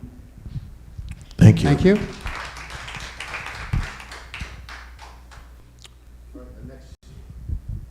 Next question here is dealing with why a lot of the distrust is there. And so we're going to start out with candidate Diane. And here's a three-part question in a way. Just for the sake of time, we'll read through that. Are you familiar with the current use of force policy with the Fort Myers Police Department and the policies and or practices that you would recommend that you would put in place to ensure improved police and community relationships as it pertains to the excessive use of force? As a follow-up, that if you are familiar with the Freed Report and its recommendations for improving policing in City of Fort Myers, if you could also address how you would implement that or recommend that implementation. Well, I am not a police officer, and I'm not particularly aware of those programs. But I can tell you that when I spoke to the police officers that I spoke to, they're doing a lot of work internally to make sure that their training encompasses understanding in a particular situation what the urgency of the problem is and how if they have time to work with a social worker or with another community member, because a lot of the issues they might have come from mental illness, from challenges of addiction or homelessness. So it is a really tough position for them to figure it out in sometimes in quick 5 minutes, what is the course of action that they have to take. The other thing that I would say is that this is not particularly something of a function of the city council. This is something that gets treated by the chief of police as a department, and ultimately when decisions have to be made that involve the city council, they're brought forward to the council. So 30 seconds. I do not think or feel that as a city council I will sit there and try to interfere on how the city of Fort Myers Police is operating, but I'm open to having the conversation with them and trying to find common grounds to be better stewards of the community when it comes to policing. Candidate Brunson, same question. Are you familiar with the current use of force policy, and how would you recommend to improve that, ensure improved policy and community relationships when it comes to the use of force of the police? That's a long question, but to ensure police and community relations, I would take steps to reduce bias. Take steps to reduce bias and improve the cultural competency. The Fair and Impartial Police Training Program is a great program. It helps to be transparent. It communicates and promotes accountability, and also implement police community outreach, which we so much need. But implicit bias training increases visibility. 30 seconds. And it also decreases the implicit bias. Okay. Thank you very much. Our candidate McMiller, and the use of force policy is really important because that's what they go by when it comes to using force, and that's why we're asking this question. So do you have something to add to that? Well, Well, and directly after the George Floyd incident, I spearheaded calling the police department, sheriff department, and all over from Sanibel all the way around to try to get some information on their use of force. I'm still waiting for that information. So, but to address that, I know that they have addressed the no-knock policy and storming into a home. Could you repeat your question? Because I want to make sure I hit on every point. I touch upon every point. Are you familiar with the use of force policy in Fort Myers? You said you were waiting on it, but what policies, practices would you put in place to ensure improved police and community relations as it pertains to the excessive use of force? Okay. I will go back again, and I will say the Citizens Review Board. That board is so important, and I can tell you, if you hear about anything involving the Citizens Review Board, show up at those meetings because we desperately need it. But that needs to be addressed there. Now, I know it was said that, mentioned that the police department is working for the city. We're their bosses. So my consideration is I should be able to come to them if there's an incident that comes. I should be able to speak to that police chief and have that transparency. If there's videos, they need to be turned over immediately. I know that there are certain things that has to be done before with regards to legal boundaries. However, there should be that transparency available where they can let us know if we're going to help protect them, they need to help protect us. And that it's everything with regards to that is a two-way street. But I support the police department, but I support the transparency. I support them community policing. I support them coming out and saying, you know what, if I have my back turned, I want to know that the rest of our community has my back too. Because my son, my daughter, my grandson could be a police officer as well, and I would want the community to do the same thing. So having some policies set in place where we can go, we can have those conversations, have that open door policy with the police department, because they're the ones who are going to either be policing us or they're going to be serving and protecting us. And I would rather have them serving and protecting us, and we're serving and protecting them as well. Thank you. And the final question in this category, which will represent the final questions to the panel before we open the floor and treat some questions from our streaming audience, goes to Pastor Barnes. This question will start out to candidate Campbell Bronson. How important is recruiting men and women of color into the police force to facilitate better relationships in minority communities? And what would you do to recruit more Hispanic and officers of African and Hispanic descent?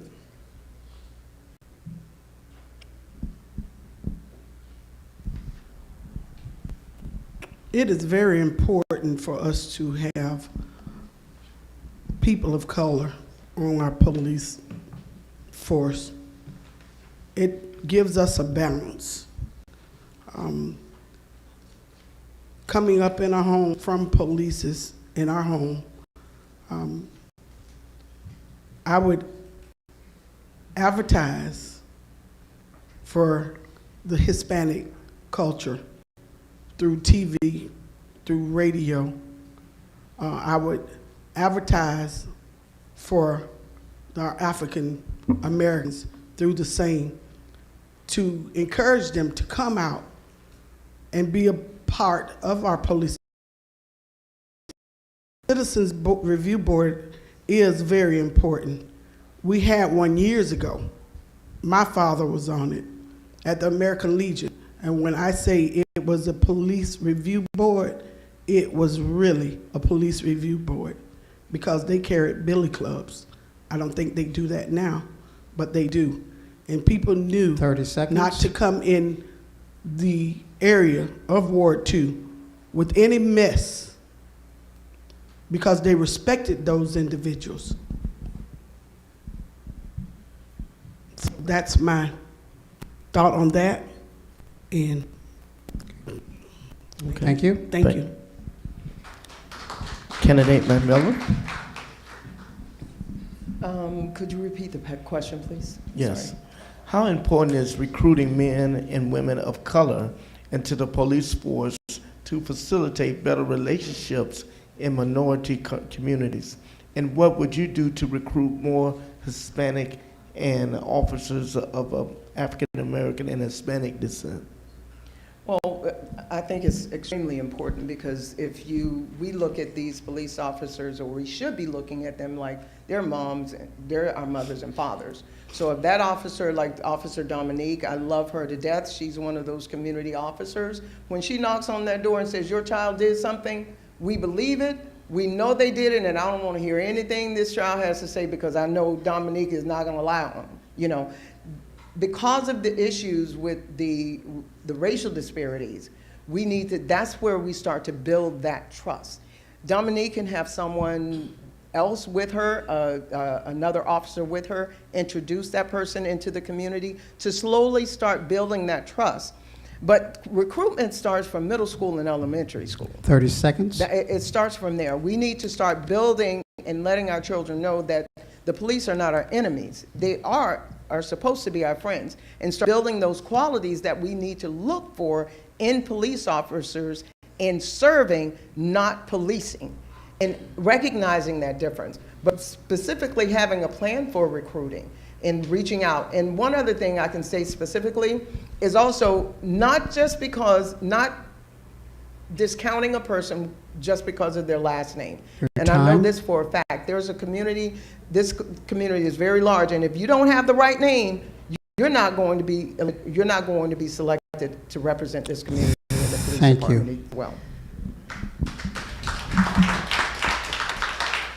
Candidate Geraldo? Yes, so I had this conversation with police officers. I talked to Councilman Streets about this, and this is, probably 6 months ago. We need people that are passionate about the community and doing the job as police officers. But with that said, diversity is very important. Leadership, and especially in our police department, and our city council, has to match the makeup of the community. So having the diversity that represents us in the police workforce is important. But I don't think that will automatically change anything if we are not working on being engaged and developing community-based relationships within the community. I think as far as recruiting, working more in recruiting events, just getting the children to know, like doing the ride-alongs that I mentioned earlier, getting the children to know the police on a relationship basis. And I know that many times when we do community events, the fire department gets invited, but the police department does not get invited.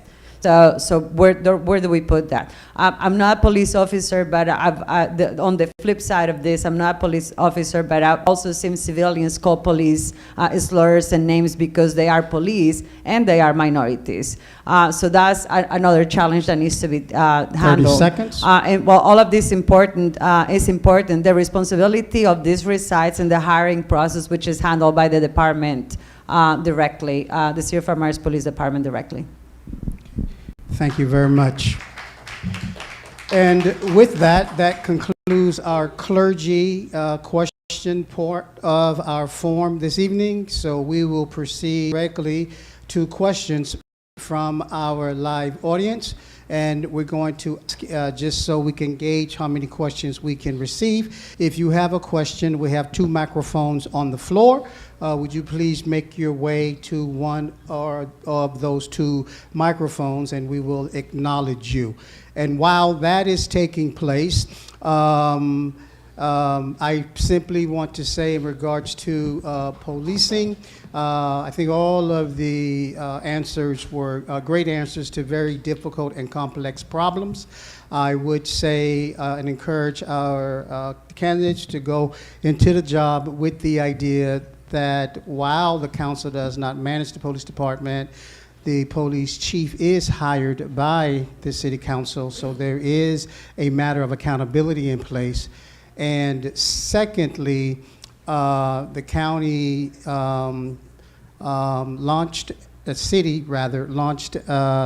the Freed report some 4 years ago to investigate some very systemic problems within the Fort Myers Police Department.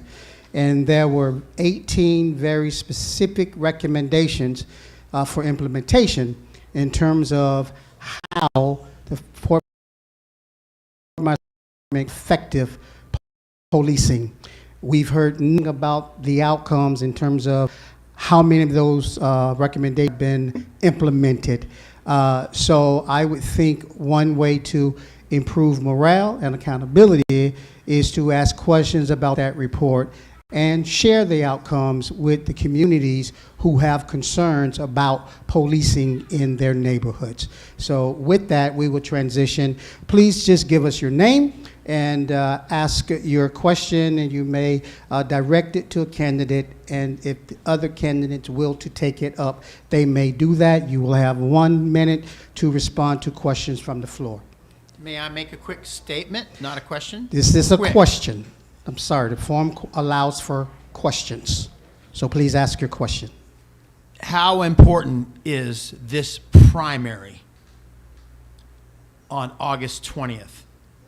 How important it is to Ward 2? I asked that to all three. Someone like to take that first? It is very important. It's not just the primary, but our job, our responsibility and right as a citizen of the United States. I had to take the test. We all need to be not just registering to vote, but checking the candidates that we're voting for, fact-checking everything that they said. You can fact-check everything that I said tonight or anything that I've ever said, and just being engaged in the process. These primary are very important for Ward 2, as we are defining the future of the city of Fort Myers. Within Ward 4, 2, 3, and 6, we have an issue of how the city is growing, and I think that finding the leadership that is proving, that brings the integrity, the experience in the leadership is the most important thing that we have to do on August 20th. Thank you. Would either of the other candidates like to address that question? How important is the primary? Yes, this question that was asked is a great question. And not only is the primary very important, but this ward is very important. As I stated earlier, we are facing some dilemmas here. And we, as Ward 2, need to really, really come together, because things are happening right under our nose and we're not aware of it. This is why I am running, to get out there, to pave the grounds, find out information, do whatever I can do to save our community. That's what. Thank you. Candidate McMillan? I can't even stress the importance of this particular primary. We have 3 women that have been brave enough to step out here, put their life out here for everyone to even just go through. And we're sharing a lot of our ideas, our vision. And you, the people, are the ones that are going to have to make that decision. Remember, if you don't vote, you have no voice. And your voice, your vote is your voice. And this is the thing that's going to choose between whether we survive or whether we don't. Whether we're going to go up and begin to continue to grow, or whether we sink. And that's the bottom line. And I'm not scaring anybody. I'm just trying to tell you the importance of coming out and voting for the people. For the people that you believe, based on this and what we've done in our past, what we're doing currently, what we're doing to protect this community and ensure that we have a fighting chance to raise our children in a way that everyone wants to raise their kids. Voting is so important. Thank you. Is there another question from the floor? Your name, please, and ask your question. My name is Shretha Davis, and my question is, what grassroots engagement have you done within the last year to 6 months? And with incorporating that, how would you use it for Ward 2 and outside of Ward 2? And that's for all candidates. What grassroots engagement and how are you incorporated for Ward 2? And the third part of that question was? How would they bring that up to be a part of Ward 2 and other wards? Okay. And other wards. Yeah. Well, I will answer this. Grassroots, I'm knocking on doors. I'm going and grabbing people. Anybody that I see, people that I never, these rappers that I found out from Facebook and my kids tell me about, I'm calling them and say, hey, we need to talk. Because if they have followers, if they have 700, 3,000 followers, that means that we're getting to the young people. We have to start thinking outside of the box. Can't sit up here just because I'm 50 plus years old that I'm not going down there and I'm reaching out to these kids, because they're the ones that might have to be paying to put me in a place where I'll be able to be able to live. But I've been working, I've been involved, NAACP, League of Women Voters. I'm trying to get a lot of these women in this community involved, because I'm surrounded by 5 little old white women, and they fight like hell for our community. And if they can fight for us, I know we can come and join together to fight for us as well. But That's your time. Thank you. Women voters, anyone that you can get to, knocking on doors and talking to everyone possible. Thank you. Would anyone else like to treat that question, your grassroots involvement, and how will you engage other wards? So, I mean, in the grassroots, that's kind of how I have gotten to where I am, working with people in the community, not just because I'm running for city council, but I have a lot of businesses in Ward 2 that I have a direct relationship with and quality relationship with, that has allowed me the opportunity to extend to their network. I have been doing a lot of work in the community, from working with the Fort Myers Fire Department to deploy the largest bicycle and pedestrian outreach education, and already targeting some communities within Ward 2. And I think these are initiatives that can extend to other areas. So part of the work that I have already been doing with nonprofits and individuals in the community is something that I will continue to extend as a city council person, and I will invite my fellow council members to join me in the quest. They have already been engaged. I have a good relationship with the current city council, and I think we should be able to champion some of these projects of the things that I have done. Thank you very much. Candidate Campbell Brunson. Yes. My grassroots are right here in Fort Myers and Dunbar. You're looking at the 5th generation. My parents, again, were very active in this community. A lot of people know them. They didn't just talk the talk, but they walked the walk. And that's what I'm doing. I'm sitting here walking the walk. As you know, I have the Brunson Foundation, which has been here for almost 20 years. We have given over $100,000 in scholarships to students that graduate from high school that want to continue their education after graduating. So we've been paving, I've been paving, my family's been paving.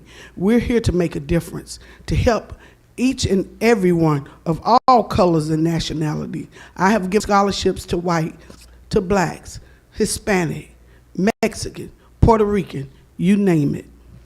Those are my grassroots. Okay, thank you very much. Our next question, Laura. Yes, good evening. My name is Antoine Smith. Born and raised in Fort Myers, grew up in Southport Village. This is for all of the candidates. When it rains over in City View Park, it floods. Floods. How is it that you all will address the infrastructure with regards to the flooding that goes on in the area, in addition to sidewalks, speed bumps, right there at Midway and Cellar Street? It's a drag racing, and that's a major concern for the community. I have someone that lives right there to the moon and back, and I want to make sure that she's safe. How will you address the infrastructure in that area? And let's take care of 2 birds with 1 stone. That's actually one of our streaming questions. So let's just expand that to where there are drainage problems throughout the city, Fowler, Palm Beach, Boulevard, and many other parts of the inner city. How do you plan on fixing the drainage issue? Well, I know where City View Park is. It's right in the back door of my parents' home. It does flood there. It floods where I live. I have called down to City Hall and spoke with departments that handle these situations. They have come out on our street, Jalen Watkins, and have installed new pipes and new drainage. And hopefully it's coming your way. Speed bumps should be coming pretty soon as well. They're working on all of this. The arsonage that's there is what is a big concern, a big concern. They have not taken care of that, and there are things that we need to do to address these situations. We cannot do this by ourselves, people. We have to have your help. We have to have your voice.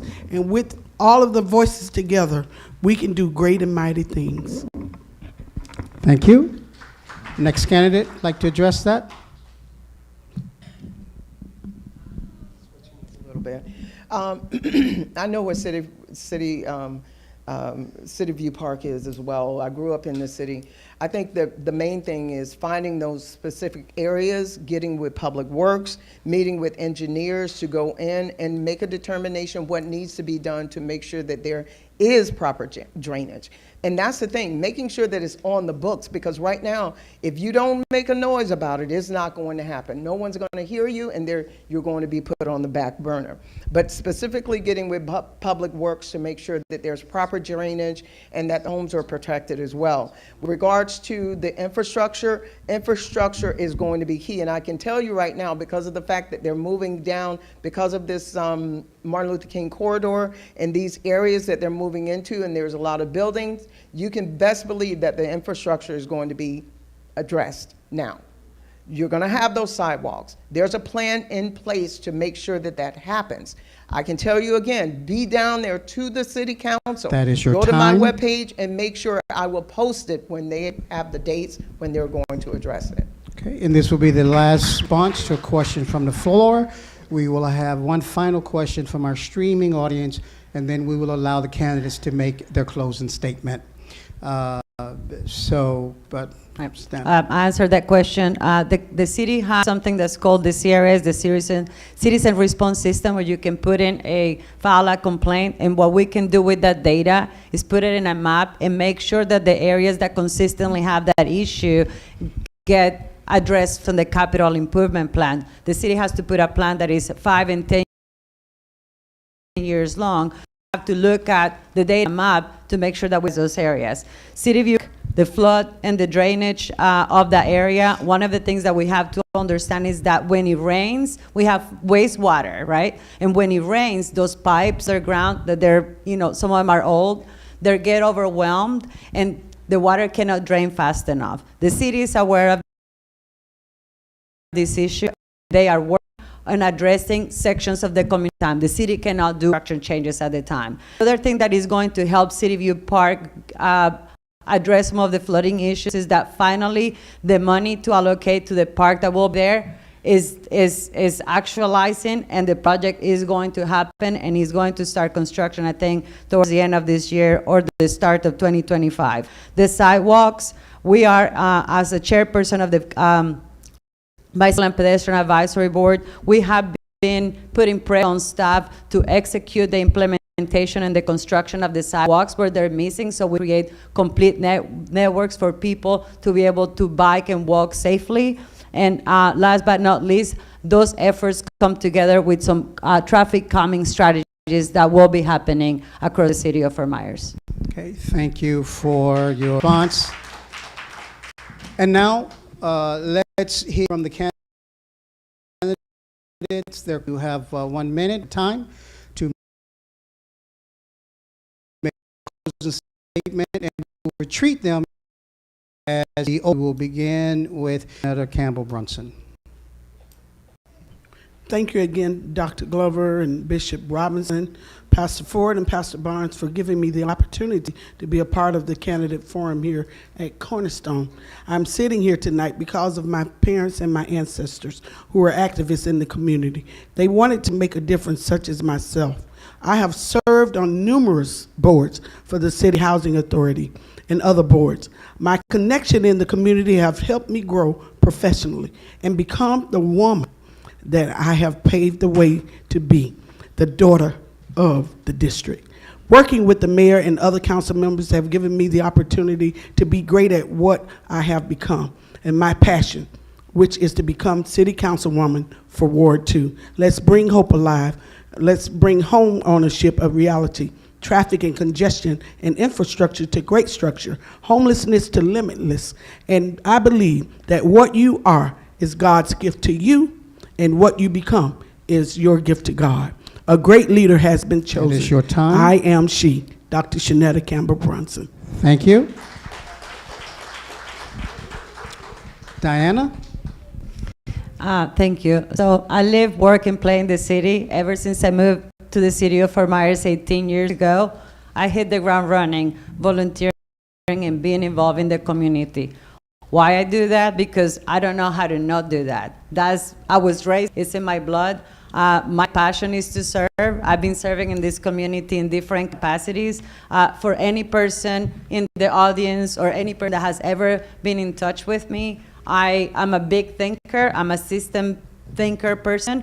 My 25 years of experience in community development, my background as an architect, business owner, former city employees, understands the function of the council, have the current relationship with the council, a lot of members of the community, give me a lens and the opportunity to hit the ground running, as I mentioned earlier.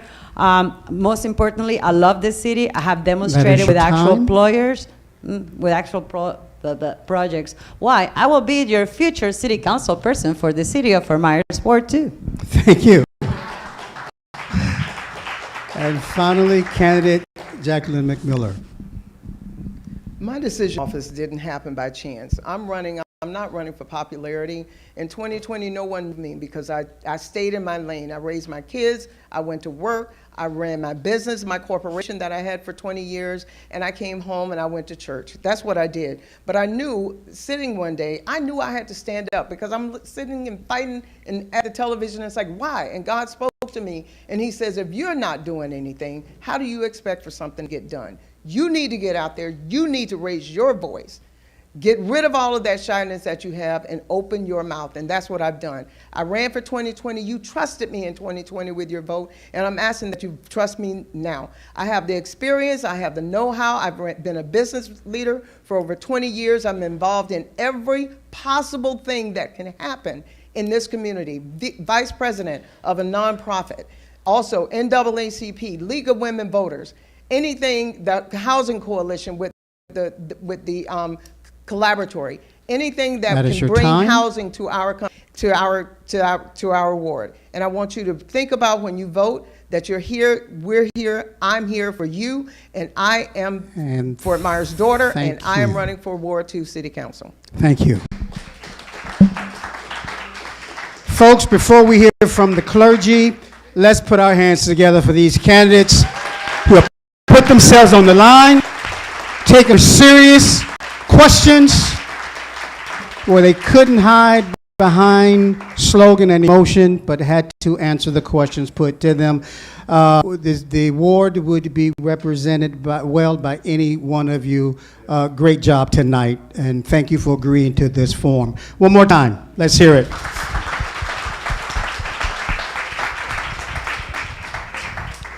We're going to give the clergy a minute to share their concluding thoughts and/or directives regarding this evening. We begin with our host and chairperson of this committee who helped organize this forum, Overseer Gregory Ford. First of all, I want to just say to you, candidate, job well done tonight. We do want to give you a round of applause for a great job of informing us and engaging us, and also a little bit about you as a candidate and your concerns about the issues that dwell here. Because I love the people in Ward 2 because this is where my church is. This is where we work. This is where we serve. We do a lot of outreaches, a lot of things here to help make a difference. And we need voices. We need people who are going to stand with us. And I believe without a doubt, either one of you could get the job done. We appreciate you, and I just want to tell you thank you. And you did that in a minute. Thank you, Overseer.